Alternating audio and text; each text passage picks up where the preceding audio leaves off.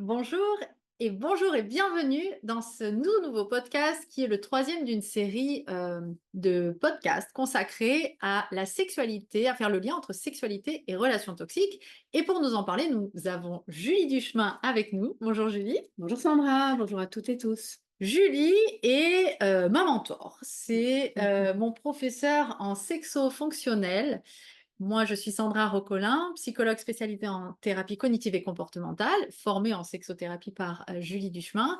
Et j'aide les hypersensibles et hauts potentiels à gérer leur stress et les relations toxiques. Et je vais laisser un petit peu Julie expliquer tout ce qu'elle fait et tout ce qu'elle peut vous apporter. Donc, je suis architecte du désir, sexologue universitaire. J'ai écrit plusieurs ouvrages, j'ai écrit des formations en ligne pour vous aider à mieux vous aimer, déjà, vous Mm. aimer et s'aimer. Donc, à travers l'Académie des arts de l'amour, j'enseigne l'art d'aimer. Il y a des livres audio d'ailleurs qui portent ce nom, l'art de faire l'amour à un homme, l'art de faire l'amour à une femme, parce que je pense que c'est pas inné, cela s'apprend, même si c'est naturel. La sexualité est naturelle, mais n'est pas naturellement parfaite, a dit l'un de mes mentors à moi. Et donc, voilà, je suis heureuse ici d'aujourd'hui pouvoir faire le lien entre une sexualité toxique et une sexualité épanouissante. Et aujourd'hui, on va parler de sexualité épanouissante et comment une sexualité épanouissante n'est pas fade. On va voir un petit peu les croyances que l'on peut avoir entre sexualité peut-être un peu débridée et toxicité et sexualité que l'on pourrait se dire fade et sexualité saine. Donc on va un petit peu casser tous ces tabous, toutes ces croyances que l'on peut avoir dans tout ça. Donc, pour nous en parler, qu'est-ce qui pour toi est une sexualité déjà toxique, on va revenir brièvement, et une sexualité épanouissante, pour qu'on puisse déjà démarrer sur ça? Moi, j'aime bien faire des mouvements. J'ai l'impression qu'une sexualité toxique va nous tirer vers le bas, va justement ne pas nous faire grandir, nous faire nous expanser, nous découvrir nous-mêmes, mais plutôt nous racrapoter, voire nous épuiser et faire qu'on y perd de l'énergie et que peut-être même on développe des maladies, des troubles liés à cette absence de plaisir, et de jouissance. Et une sexualité épanouissante, ben, je la verrais comme en expansion. C'est-à-dire que je me souviens dans une de mes relations et dans ma relation actuelle, cette sensation de se dire: «À chaque fois, c'est presque mieux, différent. À chaque Mmh, fois, je découvre oui. de nouvelles choses, des nouvelles façons de jouir. Je te découvre dans de nouvelles facettes. C'est fascinant». Donc voilà, une sexualité épanouissante, pour moi, elle est continuellement en évolution et dans une évolution où ça veut pas dire toujours plus haut, toujours plus fort, Non, toujours voilà, plus c'est d'orgasme, important aussi. mais une évolution où je me découvre, où je te découvre et où j'ai l'impression d'avancer dans ma vie, dans mon corps aussi. Ah ouais, il y a ça, J'aime il y a ça comme fonction à l'intérieur, ça! à l'extérieur, chez toi aussi, enfin chez toi, je veux dire, Oui, si pas c'est moi, mais homme, voilà, chez dans l'homme, chez l'autre. la femme, dans l'autre, c'est de cette, voilà, continuellement s'enrichir et la Voilà, relation aussi, c'est-à-dire le niveau de confiance, le niveau d'audace, on va en parler, de voilà, oui. certaines pratiques où on se dit: «Waouh, c'est incroyable, si on m'avait dit qu'il y a 6 mois, qu'il y a 1 an, qu'il y a 2 ans, je vivrais ça, je l'aurais pas cru». Ça, ce serait pour moi une relation sexuelle épanouissante. Oui, et puis c'est intéressant aussi de voir que, effectivement, dans cette sexualité-là, peut-être que au fur et à mesure, le fait de développer, une certaine sexualité, complicité ensemble, les pratiques que l'on peut avoir au bout de quelques mois de relation, elles nous auraient été présentées au tout début. C'est pas forcément Mmh. ce qu'on aurait pu faire ou on n'aurait peut-être pas été OK sur ça. Mais c'est le fait de développer ensemble notre sexualité, notre relation, notre amour qui fait que, bah, c'est tout à fait OK et qu'on a envie de se dépasser et d'oser plus, du Oui, il coup. y a la curiosité qui est un élément hyper important, l'admiration. Le fait de peut-être moi j'amène des choses, parce que moi je connaissais déjà, c'est de nouveau je vais prendre cette métaphore de la cuisine, peut-être que j'avais déjà des recettes, où j'avais découvert certaines épices ou que je te présente et du coup toi tu dis: «Ah ben chouette, on embraye» et toi tu amènes aussi tes ingrédients et tes connaissances de toi, de tes fantasmes, de ta sexualité et du coup on grandit ensemble et puis il y en a aussi qu'on découvre ensemble. On voilà, comme tu dis, par la confiance, par la situation, ça peut être parce qu'on vit des choses parfois hors de sa maison, hein, faire l'amour, Mmh mh. hors de chez soi. On sait que l'environnement, moi l'architecte que je suis architecte aussi de formation et en sexologie, on parle beaucoup de la notion de l'environnement. Surtout les femmes, on est sensible à un changement d'environnement et donc parfois faire ça dans sa chambre à coucher justement, c'est parfois plus toxique parce qu'on se force alors que justement beaucoup de femmes me disent: «Moi quand les enfants sont dans la maison, je me sens pas bien», et que du coup peut-être qu'on se force quand même parce que l'autre insiste. Alors que peut-être changer d'environnement, changer, de manière, ce que j'appelle les préludes, de manière d'aller vers la sexualité, ce qui arrive avant les préliminaires, tout ça peut être, enrichissant Ouais. et et bien nous, comme tu dis, nous faire nous un cercle vertueux, nous faire, encore plus découvrir des choses et comme je le disais, peut-être si on s'était dit que 6 mois après on ferait ça, on aurait été très surpris. Et donc, là, ça m'amène aussi, du coup, à ce que l'on peut juger comme étant, peut-être toxique, Mmh. de prime abord. Alors là, je pense aux relations, sexuelles de domination et de soumission, par exemple, où, bah, quelque part, on peut se dire: «Non, c'est pas sain» ou «C'est pas OK», voilà. Donc comment, parce que Mmh. Alors dans ma conception, j'ai envie de dire tout de suite, évidemment, il n'est pas question ici de d'utiliser qui que ce soit pour son plaisir, certainement pas, des relations, voilà, avec des personnes, non non non non désiré. oui et puis non sexuellement, enfin voilà, qui ne sont pas en âge d'avoir de la sexualité ou de d'être dans, voilà, de des choses qui mettent en danger d'autres personnes. Donc ici, on parle bien de jeu, Et de puis de domination, non-consentement, du coup, voilà, hein. de Voilà, non-consentement. Donc non-consentement. on part du principe qu'on parle de 2 personnes, adultes ou en tout cas, voilà, dans la majorité sexuelle c'est et consentantes, qui ont envie d'explorer certains jeux et j'insiste bien sur le mot de jeu de domination-soumission light, on dit souvent BDSM light. Pour moi, on en a un petit peu parlé dans le podcast 2. On parle de guérison. La sexualité est un espace aussi de guérison. C'est un espace de joie, de partage, de connaissance de soi, de l'autre, de se faire grandir, mais aussi et aussi en même temps de guérison.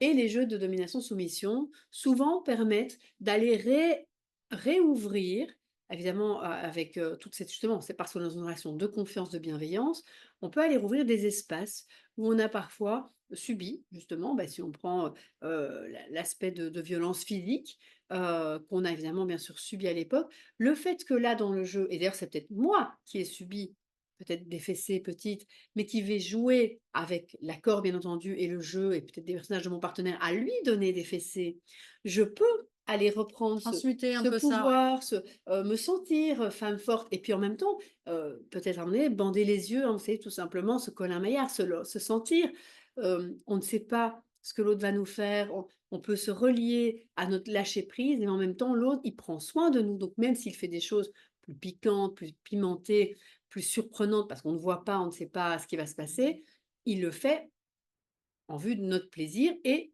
bien entendu dans la sexualité, on débriefe, on en parle avant, Voilà. on en parle après. C'est parfois moins bien d'en parler pendant, ça c'est un petit secret. Bon, même si vraiment on peut toujours faire pouce, hein, nous en Belgique on dit deux quand on a besoin de réajuster quoi que ce soit. Mais quand je dis en parler après, c'est revenir en disant tiens, j'ai vraiment adoré la manière dont tu m'as parlé, ça m'a surpris. Puis quand tu as pris un glaçon, par contre à tel moment j'étais un petit peu moins à l'aise parce que Mmh. le fait de me voir dans le miroir, ou voilà et donc on peut dire les choses, ce n'est jamais contre l'autre, c'est pour pouvoir encore améliorer les fois suivantes et mieux se connaître. Peut-être même qu'on a une émotion qui revient: «Ah, ça m'a rappelé quelque chose, avec mon ex, tu as employé ce mot-là, tu pouvais pas le savoir, mais ça m'a rappelé quelque chose». Eh bien, on grandit dans cette relation et quand je dis qu'on en parle aussi, donc ça je disais, en amont et en aval, c'est qu'on peut préparer en disant: «Ça me plairait». Ou avec son De faire thérapeute aussi, et voilà, c'est avec là son où l'accompagnement thérapeute, est important. et dans le cadre de la relation, je dirais, intime, c'est de dire: «Ça me plairait de vivre tel fantasme, par exemple, tel scénario» ou de mettre, voilà, pour les jeux de domination-soumission, souvent, il y a des objets, il y a des mises en scène et donc on peut préparer. Au mieux, c'est préparer, enfin, la sexualité improvisée, totalement, la surprise, c'est Surprise. parfois, voilà, très justement, surtout si on a été dans des Ouais, relations peut-être précédemment toxiques, on peut ne pas être, à l'aise. Donc se ouais. parler, envisager les choses. Moi, je me souviens, voilà, d'une relation où on avait un peu notre wishing list et chacun des 2 a sa wishing list. Moi, j'ai envie que tu portes telle chemise, j'aimerais bien que tu en portes des menottes, et que tu portes ton parfum qui me rend folle et que tu sois épilée comme ceci. Et puis l'autre, il dit: «Moi, j'aimerais bien dans ta valise, bah, tu prennes, des bougies pour éclairer notre chambre, une bougie de massage et peut-être, voilà, que tu portes, cette tenue très, très sexy et qu'on dise que tu étais, voilà, l'homme à domicile ou la baby-sitter ou je ne sais pas, mais on se on on se donne des codes qui Mmh. vont nous exciter, qui va nous plaire. De nouveau, une relation épanouissante, on ose dire, on après on réajuste et on ose demander aussi: «Demande et tu recevras».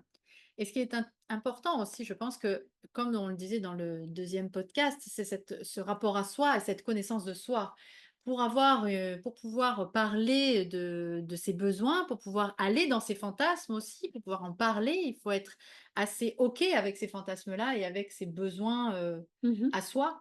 Oui, ça s'explore, beh, des lectures érotiques, des podcasts érotiques, des vidéos, des films, peuvent vous donner des idées de ce qui vous Mmh. excite ou ce qui vous excite pas.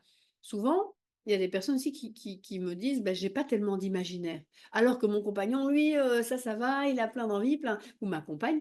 Ça peut aussi s'enrichir, c'est comme un jardin secret. Peut-être qu'il y a pas beaucoup en ce moment de graines ou de plantes qui ont poussé. Vous pouvez trouver de l'inspiration dans tout ce que j'ai dit. J'ai écrit d'ailleurs plusieurs, textes érotiques aussi comme ça, dans cet esprit-là, pour vous donner, dire: «Ah tiens, là, ça me titille». Bon, on connaît le phénomène 50 nuances degrés, mais il n'y a pas que, cette version-là, qui est parfois d'ailleurs un petit peu cliché sur certains points. Donc vous pouvez lire, ou vous inspirer. Moi, il y en a un de livre, à toi que j'ai adoré aussi, lire, c'est «Dieu aime le sexe». Ah oui, un roman Ouais, philosophico-érotique. c'était génial parce que du coup, voilà, ça nous permet aussi de voir dans il y a des époques À chaque différentes époque, voilà. et donc ça nous permet de voir aussi la sexualité, sortir un petit peu des sentiers battus que l'on connaît Mmh. et qui dont on a l'habitude en fait, hein. Comme tu disais tout à l'heure dans le deuxième podcast, parfois on a toujours cette habitude, on fait toujours de la même façon, en mode décharge Mmh mh, mmh. et là, ce bouquin-là, je trouve qu'il est assez inspirant au niveau justement de tout ce qui est fantasme et comment aussi même dans le fantasme, on peut changer d'époque. Oui, et c'est vrai, on peut, oui, dans sa chambre à coucher, on peut s'imaginer être au Moyen Âge ou dans un harem ou dans une caverne préhistorique. Alors j'ai aussi envie de dire, il n'est jamais obligé de faire quoi que ce soit. Moi, je suis pas quelqu'un qui milite que tout le monde doit faire tous ses fantasmes et doit expérimenter le BDSM, vraiment pas. Ce qui compte, c'est est-ce que vous êtes suffisamment nourri, enrichi? Est-ce que votre relation continue à grandir? Ou est-ce que vous sentez qu'il y a quand même des frustrations, des regrets, hein. Je demandais à des patients l'autre jour, je faisais un atelier chez moi et j'ai: «Pour vous, c'est quoi un fantasme?» Ils disaient: «Beh, c'est quelque chose que avant de mourir, on aimerait bien l'avoir fait, quoi». Voilà, j'ai envie de vous dire, si s'il y a comme ça quelque chose qui vous titille, un jeu, une tenue, un lieu qui vous dites: «Bah, c'est vrai que j'aimerais bien l'essayer un jour», comment ne pas et on peut dans sa chambre à coucher imaginer des situations comme faire l'amour dans un avion. On peut tout à fait se l'imaginer en se mettant dans le ce que j'explique vraiment le secret pour moi de réaliser, des jeux amoureux épanouissants et on est loin de la toxicité du coup. C'est, et bien de faire comme si, comme les enfants font très bien, on est les cow-boys, les indiens ou eh bien, avec un simple accessoire, ils y croient vraiment. C'est important notre Mmh, mmh sexualité mh. quand on de jouer à fond, comme je dis après peut-être de pouvoir réajuster.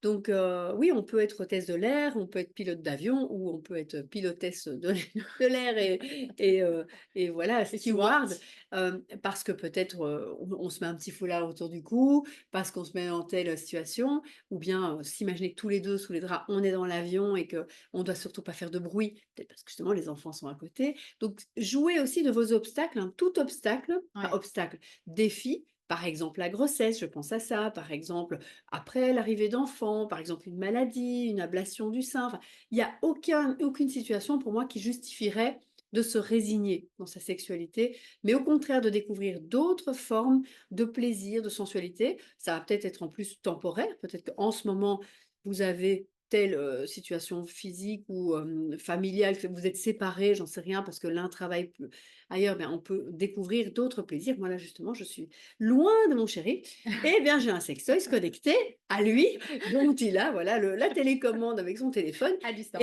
voilà. découvrons d'autres pratiques. Ça, c'est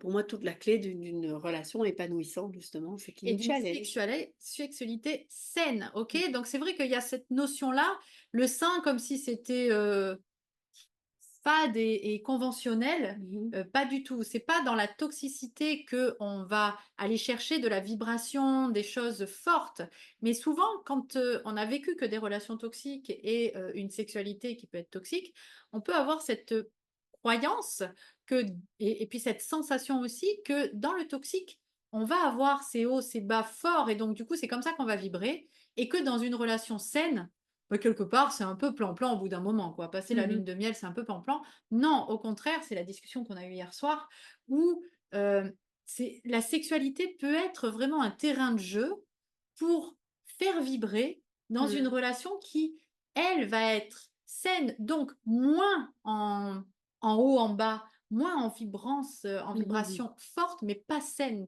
toxique. mh. Mmh. Là, la sexualité saine, épanouissante, va venir donner de l'amplitude, va venir donner des sensations fortes, mais provoquées et fortes à deux, et saines, et du coup épanouissantes à Et deux. d'ailleurs, c'est pas que dans, le geste lui-même, c'est aussi la façon dont on va se chauffer par Mmh. message, Les préludes, mais ce que tu appelles voilà, les les préludes. préludes, mais aussi quand je dis se chauffer, c'est pas toujours que sexuel, hein. C'est important aussi de d'ouvrir le cœur, donc de se donner, voilà, cet amour, ces messages qui donnent envie d'avoir envie. Ça va être la façon les attentions qu'on a dans les 5 langages de Mmh mh. l'amour, les cadeaux qu'on fait à l'autre, les cadeaux dans ce cadre-là sensuels, sexuels aussi, on peut faire des cadeaux, voilà, intimes. Heu, Tout ça va contribuer à avoir envie de continuer à enchanter l'autre, voilà, s'émerveiller aussi dans une relation. Je repense tout d'un coup à une de mes patientes qui et ça c'est le a une relation toxique sexuelle pendant plus de 8 ans, où elle me disait, voilà, le vendredi, j'arrivais, il m'attendait sur le lit, je savais que j'allais passer à la Ouais, casserole, ouais. hein, donc elle dit même si au départ, il c'est mon petit ami, je l'avais choisi, mais c'était plus du tout un plaisir et en plus je devais m'occuper de lui et enfin voilà, être comme, voilà, m'occuper de lui, être Et oui, disponible, voilà, et du coup, faire le toute devoir cette conjugal beaucoup, appréhension, donc voilà, et oui. donc j'ai envie de vous dire que si vous avez connu et peut-être même dans la durée des relations où vous vous êtes senti obligé de, vous avez été, vous vous êtes oublié, la première chose, c'est retrouver votre pouvoir personnel parce que la capacité de désirer, de jouir, d'avoir envie, de fantasmer, de tout ce que de s'aimer, elle est en vous, et si vous avez besoin d'une aide, on ça se travaille, mais ce n'est pas une autre personne, une autre relation qui va réveiller votre Oui, féminité, votre désir, votre plaisir, vos orgasmes, vos fantasmes.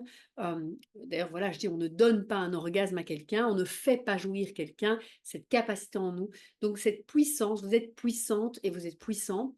Et si une relation vous a fait croire que vous n'étiez pas et que vous étiez justement une pauvre petite chose, fragile et et qui soumise devait et soumise, et justement, potentiellement. là, on n'est pas dans la bonne soumission. La bonne Voilà, soumission des c'est jeux de ça. domination-soumission, c'est une soumission que je choisis Ça, de c'est te dire important ça, voilà, de te hein. dire: «Voilà, ou jusque-là, oui, j'ai envie d'expérimenter ce que ça fait, que tu m'attaches, que tu me bandes les yeux, que tu me dis certains mots, et je vais à l'intérieur de moi sentir ma puissance, parce que si je choisis ça, c'est parce que justement je suis puissante».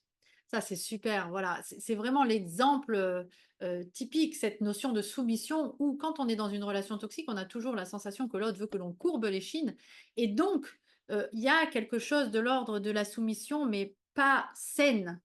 Alors que là, dans l'exemple que tu as dit là, effectivement, c'est une soumission choisie, c'est une soumission saine. C'est Mmh mh. plus et c'est vraiment ce libre arbitre-là que l'on a. Dans les relations, toxiques, on n'a plus le libre arbitre, on est obligé. Mmh. C'est cette obligation, de posture dans laquelle nous met l'autre, Mmh. alors que dans le sein, c'est nous qui choisissons, avec l'autre aussi, les rôles que l'on va avoir, Mmh. et qu'à tout moment, on peut aussi se dire: «Non, en fait, je C'est pensais ça, que» on n'est mais jamais non, quoi. obligé. J'ai envie de dire évidemment que les règles du jeu, c'est de faire croire à l'autre ou dire à l'autre que, eh bien, voilà, maintenant il se soumet ou il n'a pas le choix. Mais les règles ont bien été mises que si ça te fait plaisir, si ça t'excite, si tu te sens obligé et que tu perds ton plaisir, ton excitation, évidemment, time out parce que l'autre en face n'a pas du tout de plaisir à voir l'autre se sentir, mal ou obligé dans une relation saine.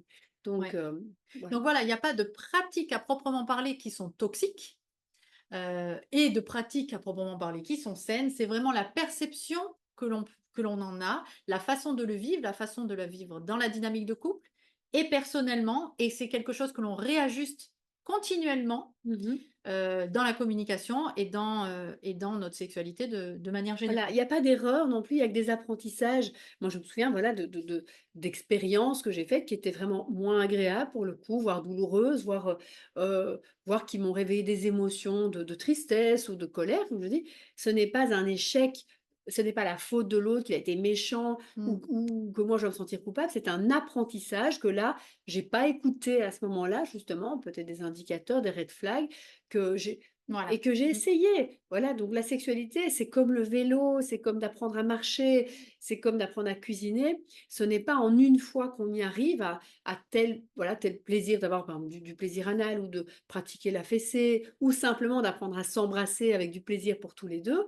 C'est parce qu'on va repratiquer, changer, Mmh. alors échanger en disant: «Tiens, est-ce que ça tu crois que ça te plairait plus si, j'y vais plus profond, moins profond, si on met de la musique, si on le met dans le dos, on se met un petit peu dans la pénombre». Et alors on, comme le vélo, voilà, vous commencez à développer des aptitudes, des comportements, hein. On travaille comme toi Ouais. aussi la TCC, les comportements, et à un moment donné, on est dans le kiff. Et une fois que le corps a trouvé la façon de Savoir. kiffer, voilà, par exemple en femme fontaine, de jouir en femme fontaine, ou pour un homme d'oser se lâcher et de faire certaines pratiques aussi, eh bien il sait, comme quand vous faites du vélo, que vous lâchez les mains, c'est pas comme: «Oh, un jour j'ai réussi, puis je saurais plus jamais le faire». Non, votre corps a compris: «OK, il y a pas de danger, au contraire, il y a du plaisir». Mais ça ne s'acquiert pas en une fois. Merci beaucoup en tout cas Julie pour Avec ce grand bel plaisir. éclairage, si vous le souhaitez, vous avez tous les liens en dessous, que ce soit pour tes accompagnements ou pour les miens, pour nos formations en ligne. Vous avez aussi un petit test qui apparaît ici et puis des formations aussi, pour vérifier, identifier si la relation dans laquelle vous êtes est toxique ou pas. En tous les cas, je vous dis à très vite. Merci beaucoup Julie et à une Merci. prochaine fois. Merci Sandra, à très bientôt. Bye bye.